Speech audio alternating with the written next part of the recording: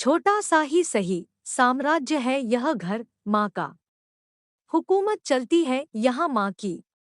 मजाल है उनकी इच्छा के बगैर कोई उनके क्षेत्र में प्रवेश कर जाता। हमें भी सख्त हिदायत रहती जो चीज़ जहाँ से लो वहीं रखनी है ताकि अंधेरे में भी खोजो तो पल में मिल जाए। बाबूजी वे कभी रसोई में घुसने का प्रयास भी करते तो झट माँ कह देती, आप तो बस रहने ही दीजिए, मेरी रसोई मुझे ही संभालने दीजिए। आप तो बस अपना दफ्तर संभालिए। फिर जब कभी माँ किसी काम में व्यस्त होती और बाबूजी से कहती, सुनिए जी, जरा गैस बंद कर देंगे। बाबूजी झट हंसते हुए कहते, न भई, तुम्हारी राज्य सीमा में भला मैं कैसे प्रवेश कर सकता हूँ। यह बात नहीं कि माँ को बाबूजी के रसोई में जाने से कोई परहेज हो, यह तो बहाना था बाबूजी को घर की झंझटों से दूर रखने का, चाहे बाजार से किराना लाना हो, दूध वाले या प्रेस वाले का हिसाब ही क्यों न हो। समझदार है माँ, वे जानती है कि दफ्तर में 100 झंझटें होती है, कम से कम घर में तो इंसान सुख से रहे। बाबूजी के नहाने के पानी से लेकर बाथरूम में उनके कपड़े रखने तक की जिम्मेदारी बड़े कौशल से निभाती माँ। दफ्तर से आकर बाबूजी का काम होता अखबार पढ़ना और टीवी देखना। बाबूजी के सदा बेफिक्र चेहरे के पीछे माँ ही नजर आती। माँ का प्रबंध कौशल भी अनोखा था। सबकी जरूरतों का ध्यान रखना, सुबह से लेकर शाम तक किसी नटनी की भांति एक लय से नाचती। न कभी थकती माँ और न ही उनके चेहरे पर कभी कोई झुंझलाहट ही होती। सदा होठों पर मुस्कान लिए हमारा उत्साह बढ़ाती। मेरे और चिंटू के स्कूल से आने से पहले वे घर के सारे काम निपटा लेती, फिर हमारी तीमारदारी में लग जाती। उसी तरह शाम को बाबूजी के दफ्तर से लौटने से पहले वे रसोई में सब्जी काट कर आटा लगाकर गैस पर कुकर तैयार रखती ताकि बाबूजी के आने के बाद उनके स्वागत के लिए वे तनाव मुक्त रहें। रात के खाने का हम सब मिलकर आनंद लेते। पूरे घर को अपनी ममता और प्यार की नाजुक डोर से बांध कर रखा था माँ ने। उनके बगैर किसी का कोई अस्तित्व नहीं था। हालांकि ज्यादा पढ़ी लिखी नहीं थी वे, फिर भी रात को जब हम पढ़ने बैठते तो वे हमारे पास बैठती। उनकी उपस्थिति ही हमारे लिए काफी होती। वे पास बैठे बैठे कभी उधड़े कपड़ों की सीवन करती तो कभी स्वेटर बुनती। काम में उनकी लगन देखकर लगता मानो रिश्तों की उधड़न को सी रही हो। ममता का प्रभाव था कि मैं और चिंटू सदैव स्कूल में अव्वल रहते। हमारे स्कूल यूनिफॉर्म से लेकर स्कूल बैग और टिफिन में माँ का मातृत्व झलकता था। मेरे लंबे बालों को माँ बड़े जतन से तेल लगाकर 2 चोटी बना ऊपर बांध देती ताकि किसी की नजर न लगे मेरे बालों को। रूठ बहुत पसंद है बाबूजी को लंबे बाल। उनकी छोटी छोटी पसंद का ख्याल रखती माँ। प्रिंसिपल मैडम ने एक बार माँ को बुलाकर कहा भी, really I appreciate you Mrs Sulekha ji, आपने बच्चों को बहुत अच्छे संस्कार दिए हैं।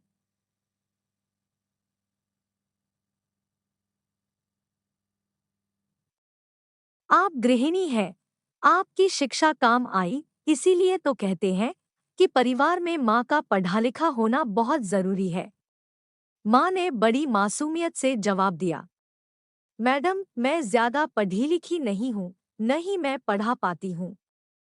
मीनू और चिंटू के बस पढ़ते वक्त मैं हरदम उनके साथ रहती हूँ। सुनकर प्रिंसिपल मैडम और भी प्रभावित हो गई माँ की साफगोई से। हरी धूप पर चलते से गुजर रहे थे दिन, सारे घर में मशीन की तरह फिरती माँ। एक दिन अचानक उस मशीन में खराबी आ गई। सारे घर का व्यापार ही थम गया। डॉक्टर ने माँ को आराम करने की नसीहत दी। फिर भी माँ से जितना बन पड़ता, उठकर समय समय से कुछ कर लेती ताकि बाबूजी को और हमें कम परेशानी हो। बाबूजी के लिए तो यह परीक्षा की घड़ी थी। उन्हें तो यह भी नहीं पता था कि कुकर में दाल कितनी सीटी में पक जाती है, आटे में कितना नमक पड़ता है, भिंडी काटने से पहले धोई जाती है या बाद में? न चाहते हुए भी माँ का साम्राज्य अस्त व्यस्त होता जा रहा था। कमजोरी दिन ब दिन बढ़ती जा रही थी। अब तो डॉक्टर ने उन्हें बिस्तर से न उठने की भी सख्त हिदायत दे दी। बाबूजी माँ का पूरा ध्यान रखते, मगर बहुत बदल गए थे वे।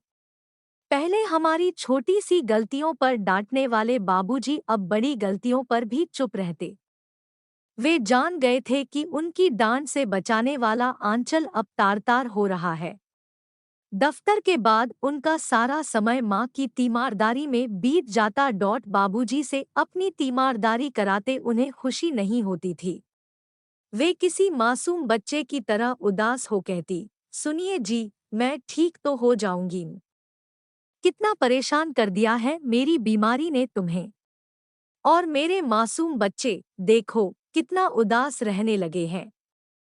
बाबूजी माँ का हाथ अपने हाथ में लेकर उन्हें हिम्मत बंधाते, मगर खुद भीतर ही भीतर कितना टूट रहे थे वे ही जानते थे। उन्हें पता था कि अब माँ कभी अच्छी नहीं होने वाली। उन्हें ब्लड कैंसर हो गया था। न माँ इस बात को जानती थी, न मैं, न ही चिंटू। इतना बड़ा पहाड़ बाबूजी अपने सीने पर अकेले ही झेलते रहे। माँ के सामने खुद को मजबूत करते, मगर अकेले में कई बार आंसू बहाते देखा था मैंने उन्हें। अब रसोई बाबूजी के हाथों में आ गई थी। कच्चा पक्का जैसे भी बनता, पकाते। कभी दाल चावल तो कभी खाली खिचड़ी से हम पेट भर लेते। सब्जी रोटी कम ही बनती। अब चिंटू भी खाने को लेकर कुरकुरी भिंडी की मांग नहीं करता, न ही दूध के लिए अम्मा को सारे घर में दौड़ाता। माँ के हाथ से खाने की जिद भी नहीं करता, जानता था माँ बहुत कमजोर हो गई है। जो बनता हम सब चुपचाप खा लेते। घर में हमेशा गहरी उदासी छाई रहती। यह सब देख माँ कहती कुछ नहीं, बस उनकी आंखों की कोर से आंसू ढुलक जाते। शायद वे समझ गई थी कि वे कभी ठीक नहीं हो पाएंगी। बाबूजी माँ का पूरा ख्याल रखते। उनके नहाने, खाने, बाल बनाने तक समय समय पर जूस लाकर अम्मा के हाथ में देते। अपने और हमारे नहाने की बाल्टी से लेकर तौलिया और कपड़े तक बाबूजी ही रखते बाथरूम में। सुबह दूध, टिफिन देकर हमें स्कूल की बस तक पहुंचाना। हाँ, अब मेरे लंबे बाल कटवा दिए गए, क्योंकि बाबूजी के काम जो बहुत बढ़ गए थे। बहुत रोई थी माँ उस रोज। उनकी हालत दिन-ब-दिन खराब होती जा रही थी। अब तो उन्हें आंखों से भी कम दिखाई देने लगा था। बाबूजी ने उन्हें खुश रखने की हर संभव कोशिश की, मगर एक दिन माँ हमेशा हमेशा के लिए हम सबको छोड़कर चली गई। कितना बदल जाता है वक्त और अपने साथ बदल देता है इंसान को रूठ। जो बाबूजी बैठती के बगैर बिस्तर से नीचे कदम नहीं रखते थे, अब उठते ही हमारी देखभाल में व्यस्त हो जाते। हमें स्कूल भेजकर ही खुद चाय बनाते और पीते। वक्त अपने तरीके से कट रहा था। इस महीने हमारे स्कूल का परीक्षा परिणाम आ गया। कल पेरेंट्स मीटिंग थी। बाबूजी नहीं जानते क्या होता है पेरेंट्स मीटिंग में। कई बार माँ ने कहा संग चलने को, मगर बाबूजी ने यह कहकर टाल दिया कि बच्चों की ट्यूटर तुम हो, जवाब तो तुम्हें ही देना है।